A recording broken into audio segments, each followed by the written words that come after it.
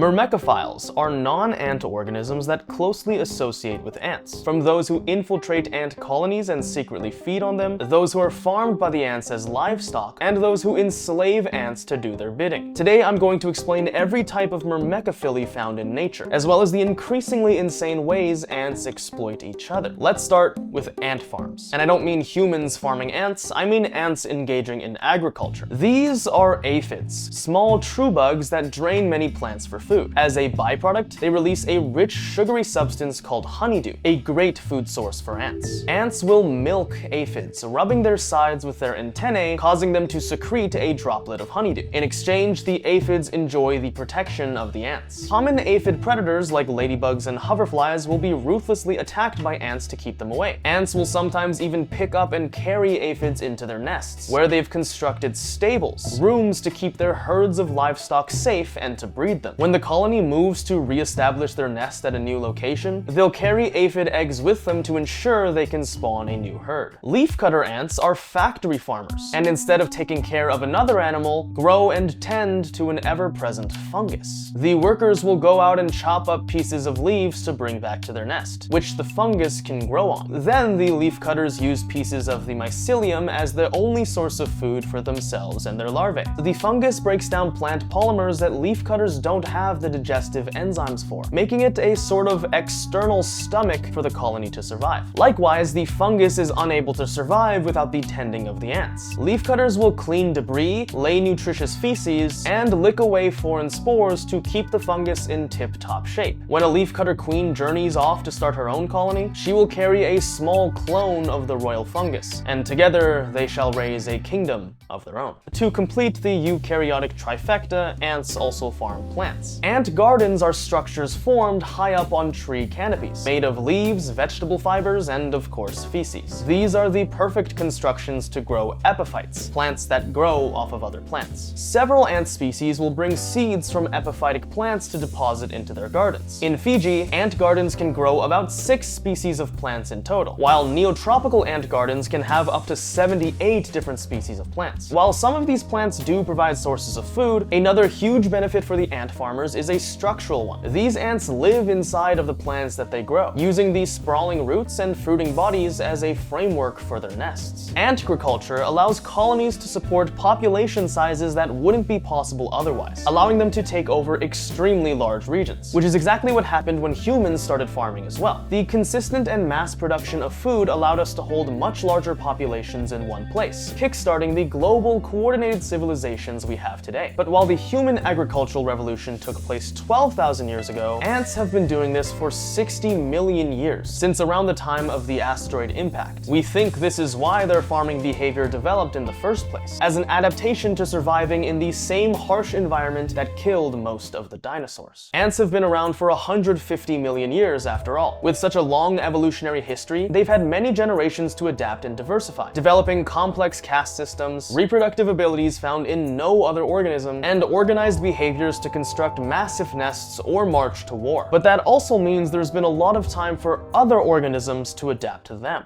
In a piece of amber, 100 million years old, is a specimen called an Alienopterid. It's believed that their closest living relatives are cockroaches, though some recent work may put them closer to mantises. Regardless, their shape suspiciously looks like that of an ant, especially the now extinct ants that existed at the time. This is perhaps the earliest example of Myrmecomorphy, or ant mimicry, which is incredibly widespread today. This ant is, whoa, that's not a butterface, that's a spider face. Jumping spiders in the genus Myrmeracni have bodies that look exactly like ants, and will even wave their front legs to simulate antennae. Some of them have fake eye spots on the backs of their heads or on their jaws to match the eye positions of various ant species. While Myrmeracni spiders live close to the ants that they mimic, they usually try their best to avoid contact with them, because really, the form is for their own protection. Ants have large numbers, strength to lift up to 50 times their own body weight, and often venomous bites and stings. They can coordinate to kill large animals, including megafauna, so a lot of predators just innately avoid them. Thus, physically mimicking an ant is a common predator defense strategy in many animals, like mirid true bugs, syringogaster flies, or parasitoid wasps. Mantises and crickets can mimic ants in their vulnerable larval stages, then lose this mimicry once they become adults with better defense systems they can rely on. It's even been suggested suggested that some plants mimic ants. The elongated spots on this passiflora flower are thought to be perceived by herbivores as similar to ants. Though there isn't enough evidence to confirm this to be true, plants mimicking insects is a thing that happens, so it's not outside the realm of possibility. And this is why we're pretty sure Aleanoptera were doing the same thing 100 million years ago. Crab spiders, though, don't do this for protection, but to sneak up on and prey on the ants that they mimic. Aphantochilus rogersi mimics cephalotes ants, known for their armored heads which they use as living doors, plugging holes to keep out intruders. A. rogersi is known to carry the dead husks of their models, which is thought to chemically camouflage them, helping them sneak up on ants and quickly hunt them before they realize they're not dealing with another ant. Rove beetles take this one step further by actually infiltrating a colony and getting the ants to recognize them as one of their own. The world of ants is a chemical one. They release pheromones and vomit them into each other's mouths as a form of communication. So rove beetles release these same chemicals and blend in. They also have a similar shape to ants to sell the illusion further. Rove beetles will march alongside ants on raids and live with them as peers. Then, when they least expect it, they'll leap onto one of their step-siblings or step-children and feed on them in secret. Rove beetles infiltrate and exploit the social structure of ant colonies, making them social parasites. These are organisms that don't parasitize an individual's body like a tapeworm would, but instead parasitize the superorganism that is a eusocial colony. Caterpillars of the large blue butterfly emit pheromones and sounds that mimic Myrmeca queens, instructing worker ants to bring them back to their nest and place them with all of the larvae. From here, the caterpillar will do one of two things. They'll become a predator, feeding on the ant larvae they've been brought to, or they'll become a cuckoo, begging the ants to bring them food. While both strategies can work and fail, predator caterpillars appear to be 6 times more likely to be detected and killed than cuckoo caterpillars. Makes sense. I mean, it's probably less hard to realize that all of the babies have suddenly been consumed. But additionally, the rate of these caterpillars succeeding depends on the presence of a queen. In Myrmeca nests, if the queen dies, the females from her eggs will become virgin queens, equipped with wings they can use to take nuptial flight, reproduce, and become queens of their own. But if the queen is present, she will instruct nurse workers to neglect, starve, and bite the female larvae, or sometimes release suppressive pheromones herself to restrict the growth of her daughters and cause them to transition into workers. It appears that the queen's presence in doing this also makes it 3 times more likely that large blue caterpillars are detected in their nests, meaning the socially parasitic caterpillar needs to manage a delicate balance of mimicking the queen to manipulate the workers and laying low so as to avoid the all-seeing effects of the queen. This kind of infiltration also happens to us all the time, because when you browse the internet, you're constantly vulnerable to scams, malware, and data leaks, especially on public networks. And the best way to prevent this is with NordVPN, the fastest VPN on the planet. With a single click, Nord's Threat Protection Pro will protect you from various online threats, like fake shop scams, which look identical to real online shopping websites, but then take your money and deliver nothing. Phishing attempts are also everywhere you go on the internet. I get tons of fake emails from brands supposedly wanting to sponsor my videos, which include a fake link to their website, which is actually a dangerous link designed to steal my data. I've also gotten these on my school email claiming I haven't paid my tuition or met my PhD requirements, meticulously designed with personal information about me, all to get me to click a link. With NordVPN, I can feel a lot safer. Threat Protection Pro stops scams by scanning the websites you visit and blocking them before they can cause harm. A regular VPN won't protect you from scams like these, but NordVPN will. So visit nordvpn.com/daninblue to get your online traffic protected. With just one account, you can protect up to 10 devices with easy-to-access apps for all major platforms. Additionally, with Nord, you can get all the benefits of a VPN, like setting your location to wherever you want to be browsing from, so that even when traveling, you can stay at home virtually and not miss out on your favorite local content. Go to nordvpn.com/daninblue to get an exclusive deal and 4 extra months free. It's completely risk-free with Nord's 30-day money-back guarantee, and if you experience any problems, their 24/7 customer support will help you whenever you need. That's nordvpn.com/daninblue to cover all your cybersecurity needs. Back to the video. Adophila cockroaches are small and sneak into the nests of leafcutter ants by hitchhiking on the leaves they carry or on the ants themselves. Once they're inside, by mimicking odor to prevent being attacked, they feed on the leaves and on the royal fungus. But no one is better at socially parasitizing ants than ants. A queen Bothriomermex decapitans allows herself to be dragged by taponoma workers into their nest. From here, she makes her way onto the top of the much larger local queen's back and slowly saws her head off. After the head goes pop, the invading queen lays her own own eggs. And amazingly, the tapenomal workers start to take care of them, helping to raise a colony of an entirely different species, then dying out when they're no longer needed. This is called Inquilinism, where one species of ant enters another's colony, then depends on them for their development and growth. And it doesn't have to involve death to the Queen of Scots or the usurping of a colony. Acromyrmex insinuator is kind of like an Anopheles cockroach. The queen, through a method that is still undetermined, ends up in the nest of Acromyrmex achinitior. These are both leafcutters, by the way. Here, the insinuator queen and workers will consume the royal fungus, while not helping out with the chores and leaving achinitiors to do all the work of maintaining it. They're basically a species of leafcutter that's evolved to be a deadbeat bum, mooching only so much they need to survive, but not too much that the original colony won't. These kidnapper ants are raiding the nest of another species for one particular reason: to steal their babies. They have mandibles specially evolved to grab pupae, which are taken back to their own nest and imprinted upon with the kidnapper's scent. When the babies grow up, they have no idea that they're surrounded by a different species. They're completely brainwashed, and so immediately get to work and start to forage for food. This is called doulosis, or slave making, another kind of permanent social parasitism, where instead of invading and staying in the nest of a different species, you capture a different species and enslave them back at your own nest. Slave ant mandibles tend to be serrated, which is great for chewing food, while kidnapper ant mandibles are pretty much only good for stealing babies, and are very badly shaped for chewing. So the kidnappers rely on their captives to chew their food and regurgitate it into their mouths. The captives also do all the other work around the colony, like fixing the nest and taking care of the young. Meanwhile, the kidnappers loaf around in a big pile until it's time to raid again, offloading all of the work onto their unrelated, brainwashed minions. These social parasitisms have evolved over 60 times in ants independently, and it seems that the common pattern here is that socially parasitic species are closely related to their host species. This is Emery's rule, a theory that states that ants of the same species will be more likely to interact, and after enough time, diverge into separate species where one has specialized to take advantage of the other. Camponotus floridanus and Camponotus planatus can cohabit the same nests, but sometimes one species begins to dominate food distribution over the other. This could be a snapshot of what a transitional stage between cooperation and social parasitism might look like in ants. Of course, ants have physical parasites too. Roundworms often infect the inside of ants and burst out of them like aliens, but they do that for like everything. Phorid flies target worker ants and lay their eggs inside them. From there, the larvae will consume the ant from the inside and crawl up to their head, pop the head clean off, and hatch out of it. The mite, Macrochilles retinmeieri, attaches itself to the foot of an ant to drain its hemolymph. Strangely, their rear legs actually mimic the ant's tarsal claws, allowing the ant to use the mite as their foot. By doing this, the mite can live comfortably undetected with a steady source of nutrition, a whole new level of foot stuff. This is a beetle that's instead into butt stuff, by latching onto an ant and basically becoming a second abdomen. In a kind of similar twist, the inquiline ant, Tetramorium inquilinum, has been described as the ultimate parasitic ant. The queen will enter a nest and make her way onto the much larger local queen. She'll latch onto her and then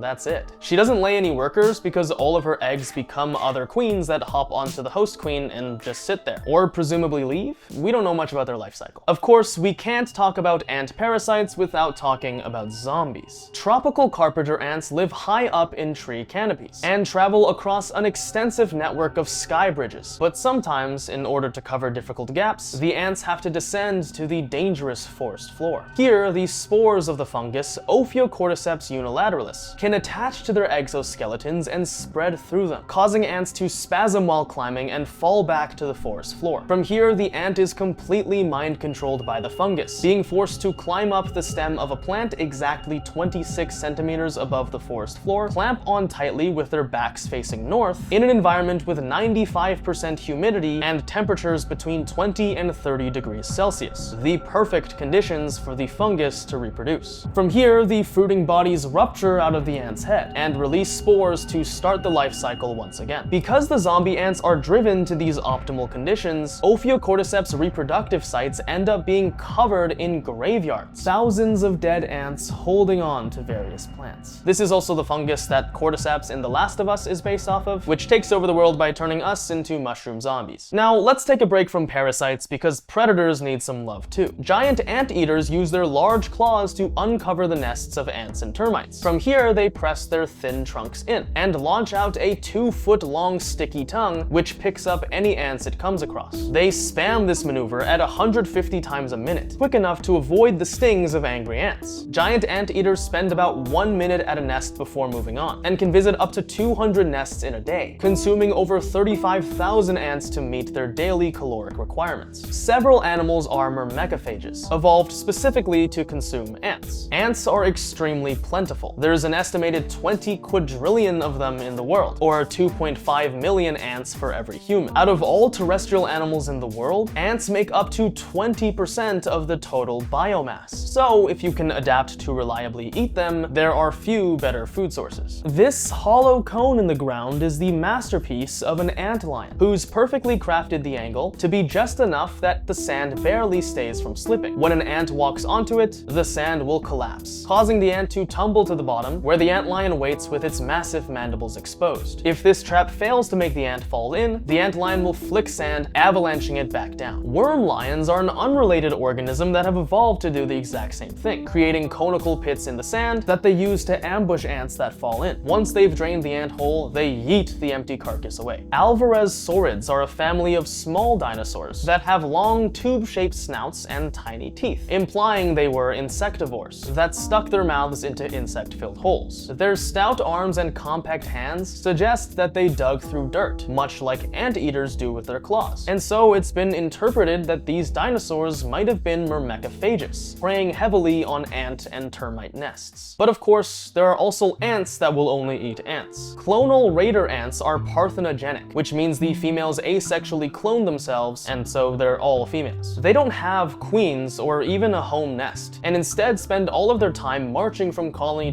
to invade and consume them. There are so many crazy ant-on-ant interactions that it probably deserves its own video. Let me know if you want that, or maybe just a eusocialism video in general, but I wanted to highlight something incredible that was only discovered a few months ago. Earlier this year, the ant Mesor abericus was discovered to do something crazy. The queens produce offspring of their own species, but also offspring of a different species. And I don't just mean a different morph. They literally give birth to Mesor structor, a species of ant that exists on its own and diverged from M. abericus over 5 million years ago. A queen abericus will intake the sperm of a structor, but then she won't pass her own genetic material into it, and instead somehow clone the structor, while laying the eggs of her own species separately. But she also mixes the structor's sperm with her own genetic material, creating large numbers of hybrid workers, which are stronger and healthier than either of the purebred ants. This process has been called Xenoparity, and it's unclear how it evolved or how it fully works, though that's true for so many things about ants. I wouldn't even be surprised if there were some ants watching this video. Here are some subscribe pheromones.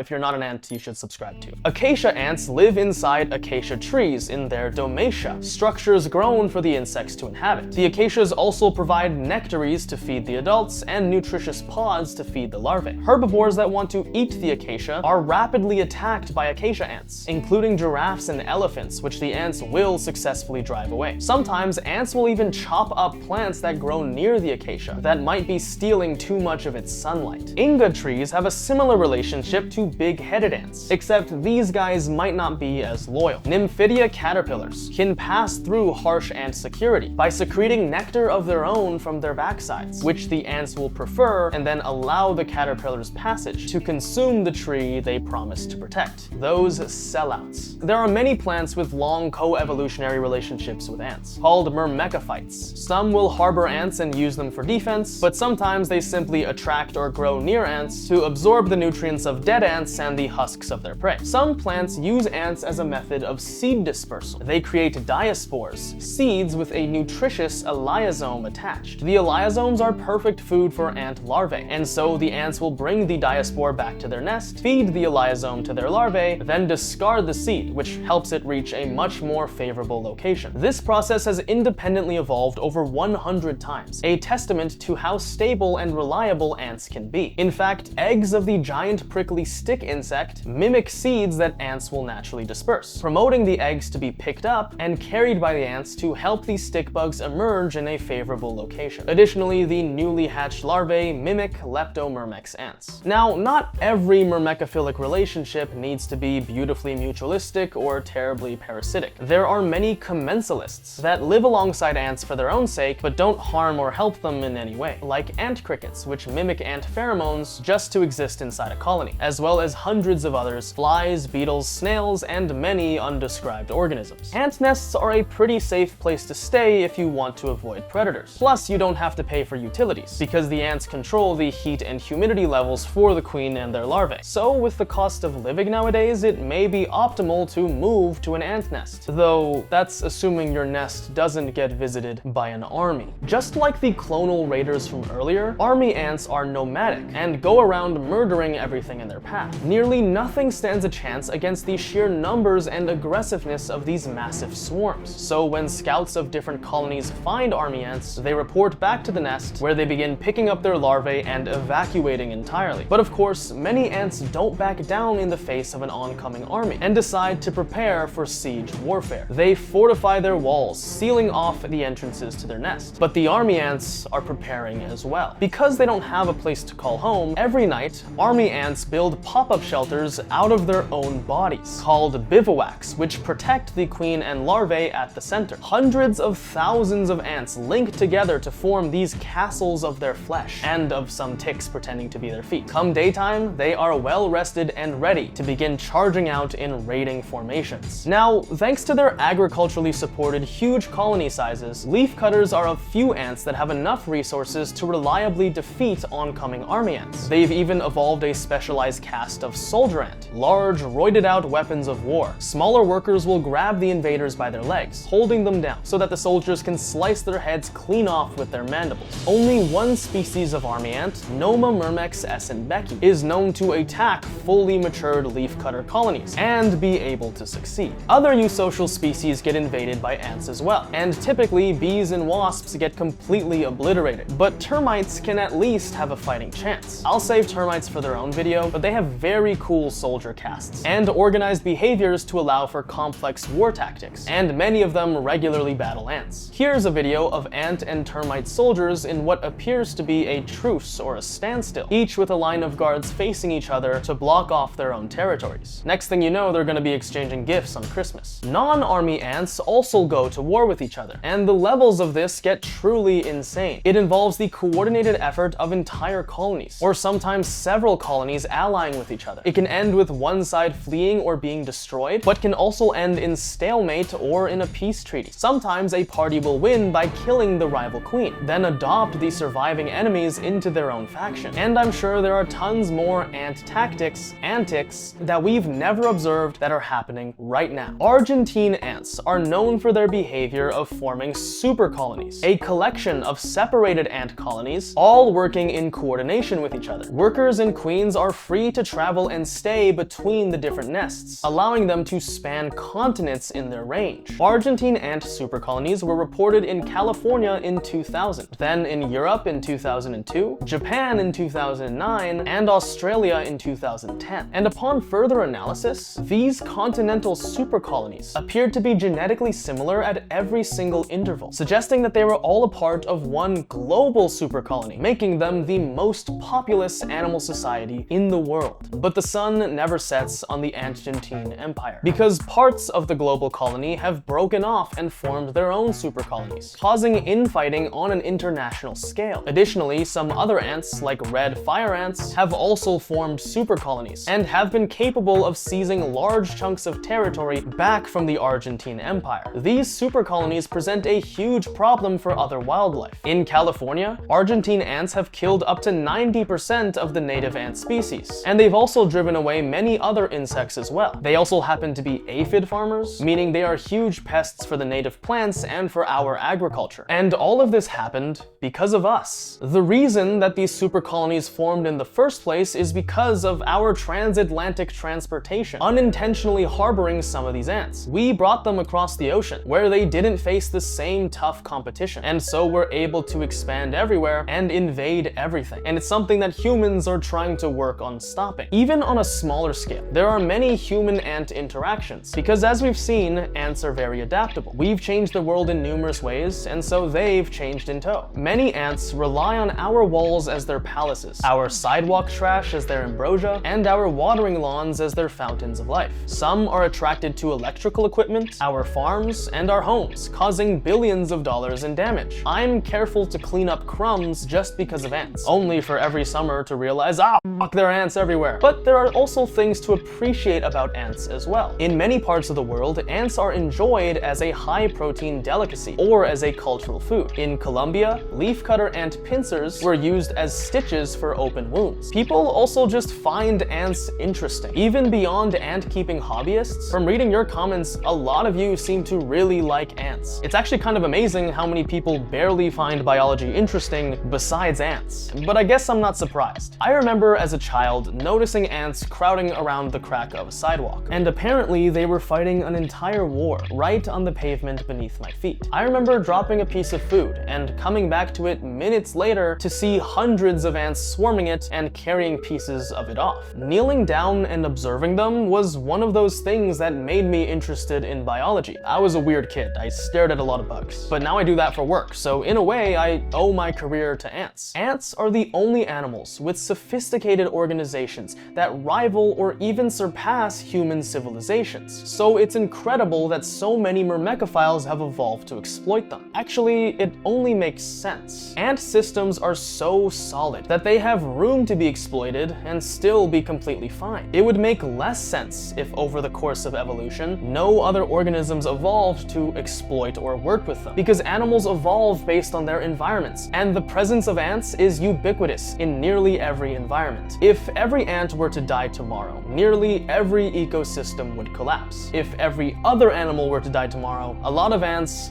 wouldn't even notice. Thanks for watching.